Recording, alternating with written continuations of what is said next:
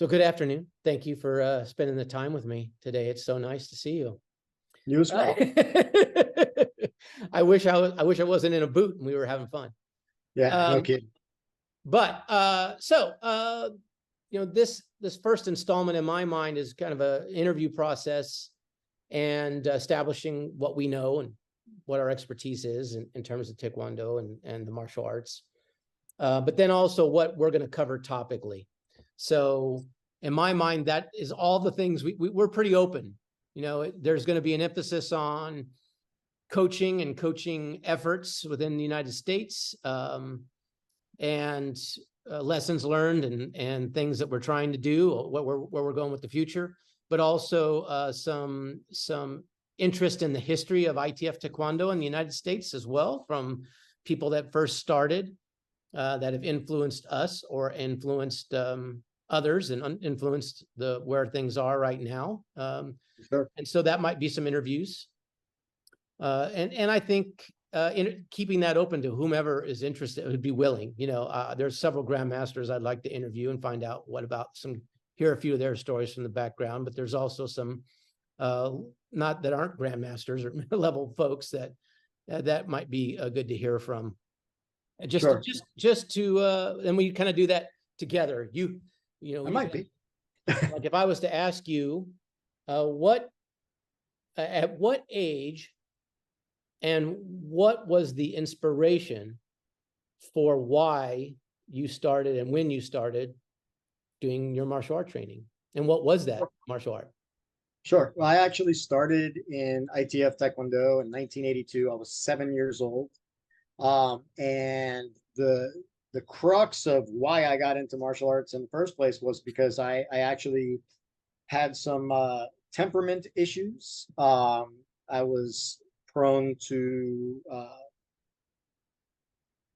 frustrated, angry bouts that were potentially violent. And my mother was trying to figure out, how do we take a potentially destructive habit or behavior and make it a little more constructive. Started shopping martial arts schools, and I ended up training I got my white belt and started with Mel Steiner, who got his 7th degree in the ITF and prior to leaving the ITF back in 1982. So that was the beginning of it, and certainly was life-changing for me. Correct. Yeah. And back then the training was much different than it is today. It was a lot rougher. So, there were lots of kids, but like all the black belts were men, and they were big men. And you get, the training was rough. You get smacked around pretty good. There was a high attrition rate back then, and people that kind of stuck it out got to be pretty good, because they started to move and they started to get hit less, and they started to hit people a little bit, and so the level, while it was a pyramid, right, or a bottleneck where the people at the top were few, those that stuck it out got to be a pretty good level. And so that's where I came from, just this really very physical training background. There was this strange thing that in the 70s and 80s where you had these folks that they just wanted, they were so enamored by the idea of this Asian martial art, whatever that was, and then they embody whatever that stereotypical is. Not, it wasn't calm Mr. Miyagi, that's for sure. No. And it was much more about this kind of maybe very aggressive, very male-centered, this test your worth, and no crying, and let's get on with it. And there's a little bit of that rough and tumble, and probably not informed physiologically either, so you've got a lot of people that have injuries. Yeah, those training methods that we did back then, we would never do with our people right now. If we were focused on longevity. I consider, there's a lot of good that came out of that environment, certainly for people like me that had aggression issues, because the the contact level and everything, and the fortitude that you had to have to not quit. Even though it was, you know, you weren't necessarily having a great time every time you went to training. It was tough. Yeah. But, you know, it did teach me to kind of calm myself and not, you know, the angrier I would get, the worse day I would have. So once I stopped getting angry, I started actually being more effective. And I think that that was true for all of the students that were, you know, like me. You know, it teaches you to kind of remove emotion from the equation, which you and I were just talking about not long ago anyway. You could also say that that was a huge, it's a huge benefit of martial art training, because it allows you to use your body in a physical manner in a way that is not always destructive. Absolutely. You can make contact with somebody, you can get roughed up, and you might get a bruise or two, but it's not the end of the world. And you start to realize how resilient you are, and that you don't always have to bring out the Hulk for every situation, that there's a variety of situations in which you bring out your physicality, and Sure. And often, when and why to do it, you know. yeah, for sure. And often that Hulk will get you into trouble. You know, that, you know, if you're fighting, you know, I was talking about this with my guys today when they were sparring, is, you know, if that Hulk comes out and you create that tunnel vision, right? Where you're single-minded, right? I got to win. I got to score. Meanwhile, the other person is calm and making great rational decisions, and they see everything that's going on, and they have this no-mindedness during their sparring. You're going to have a rough time. Real hard day. Yeah, because their adaptability and open-mindedness and well, it's also experience. For sure. The experience of knowing that ends up in a negative result means that you know when you start to go there, and you can flip that switch back to, okay, I need to remain calm and open-minded to see. Suddenly the vision, as opposed to tunnel, is much wider, and all of the potentials that you've learned from your experience, like whatever that is, movement or counterattacking to that particular attitude that you see, or the very aggressive kind of forward-moving opponent. You have options in your pocket that you can pull out when you're rational. Exactly right. You know? Or when you hear your coach's voice, with that little reminder that the coach gives you, and that also brings you back to reality. Like, hey, this is getting, I know what I have to do now. So yeah, I mean, that's a great lesson, especially just the way aggression is used. And we can see it in sparring today. I see that a lot of the high-level competitors, although they're emotional, because this is a passionate thing to be at the high level, you also see them in control. Oh, for sure. Able to really see so many things, and to be able to adapt and change when the game starts going south for you, especially in sparring. So we kind of focus a little bit of our discussion here on sparring, but you see them be able to adapt and adjust when the thing doesn't go the way they want, and turn it around back in their favor. This kind of momentum shift that great competitors are able to do in a match. We're getting ready to go to Tampere, Finland. We got 3 weeks away to go to that. Yes. And, you know, in the process of, as we're learning how to do this interview process and how we might move this forward as a set of videos, I sure would like to talk to you a little bit about that. So before we go on this one, maybe you could talk a little bit about the kind of preparation that you're doing with your competitor. I know you have one, and what you're doing to get ready for in terms of training out there in Florida as well. I know you guys don't work out very hard in Florida, but you know, the training that you're doing, just maybe speak to that a little bit, and what your plan is for the next 3 weeks getting ready before you travel. Sure. So we're as far as training goes, we're right at the end of the really strenuous training.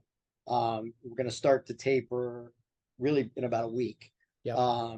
You know, this was, and today was, and you and I talked about this prior to this. Today was the training for these events are very emotional, and so you're going to have these emotional ups and downs. And today we had to kind of work through some stuff to kind of keep her in the mindset where, you know, we're moving forward, because some days you're going to have rough days in competition, and you're going to have rough days in training, and it's not always going to go the way you would like it to go.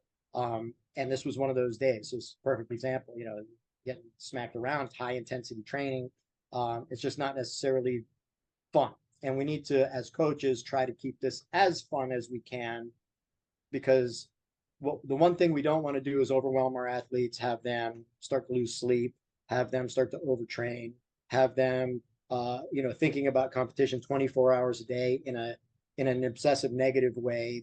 We got to create balance so that they can, because these are certainly in the United States, these are not full-time Taekwondoists, right? These are people that have jobs and real lives. So we got to get this balance in there. So what I'm doing with my athlete, and I will be coaching a number of others while we're in Finland, is she's got her sprint program and her out of the gym program, her strength training and those things, and we're actually tapering that now.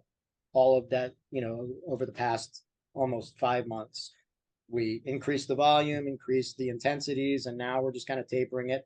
I'm going to start to give her body a little bit of a break and really focus on the mental aspects and tweaking, you know, some movement and strategies and things of that nature as we get closer and closer to it. My competitor is doing both patterns and sparring. So typically the way that we'll do it is I'll have her come and we'll spend about 45 minutes on certain patterns. And at this point where I'm actually using cards and just randomly putting up cards, so try to simulate the computer system that's going to put up patterns. She'll go through that. We'll make adjustments. We'll talk about things. And then we'll go into specific sparring drills, whether they're movement drills or angular attacking or defenses or counters or leading, trying to integrate some point fighting strategies, which you and I will be talking about down the road anyway. Some of these really explosive, where you want to be first and kind of set the stage. Being first, that assertion at the very beginning of the match is really critical. This first 15, 20, 30 seconds of the match, how that changes so many things. And sometimes you can't assert because the other person is just on top of you. But if you're prepared and ready for that initial, very important. Yeah, exactly. And, you know, and because my fighter is lighter, it's a different game, right? So we're working on movement, controlling center ring, perimeter work, elusiveness, and, you know, and strategy. Whereas when I'm dealing with my heavier guys, it's a much more engaged game, right? And it's assertive game. So you got to look at all these fighters differently.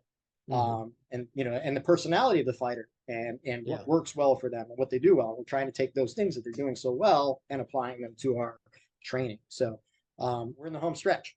Yeah. So, you know, last 3 weeks, it's got to be, we've got to make it fun. We've got to keep them relaxed. We've got to keep them focused. We've got to keep them visualizing, but they need to be more engaged in the process of preparation, not so much the event itself. The event itself is coming, right?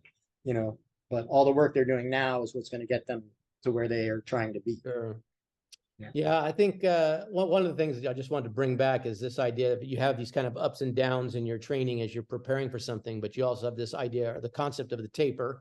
A lot of people back in the day, there was no concept of this kind of idea that as an athlete, you have an event, you have a training plan in which you start to increase work on the things that you have issue with, whatever those are, strength, endurance, whatever. You're starting to build and build and build, and you build on a timeline getting towards an event, and you may have events, you know, in between that. But the idea of the taper is that your body really wants to go at the time of the event, that you've actually held off. You haven't gone out, and as you've been building and building and building, you have to start to reduce a little bit so you get a full recovery. Your injuries have a chance to heal. But one other part of that is the idea that you may have a down day. And it's real important, I think, as a coach to make sure before you go into an event that you have more up days. So you want to finish that last week or two with some real positive things. And if that's sticking with the things that they're really good with or whatever, you know, just making sure that they're having a really positive experience, because they're going to carry that energy and that mentality into the event. And it suddenly becomes something like, hey, I'm ready for this. I've done this. I'm confident. I'm happy. And I think that gives us our best chance for success. Experience, because going to these events, World Championships, World Cups, man, it's awesome. And there's a lot going on, but when when you feel good going in, it's a really good experience. Yeah. Yeah. Yeah. And it's not necessarily the result, like you said. I think I saw a post from you earlier today. Again, as how the social media works these days, but it's not the result so much as this journey and the experience and being real present in that moment when you're on the floor. Everything goes away when you're prepared, because you just feel like, I'm ready. I'm just so ready to have this happen. And right. Sometimes things don't go away you want them, and other times they do. And so that's the at hope. this level, like there can only be one first place. That's right. Only one. There's a whole lot of folks that are learning lessons, and a few, and only one that gets that victory. Yeah. Well. Yep. Awesome, brother. All right. Good talking to you. You too. All right. We'll talk. I'll be texting or emailing you with times and stuff. That sounds good. All right. Bye. Bye.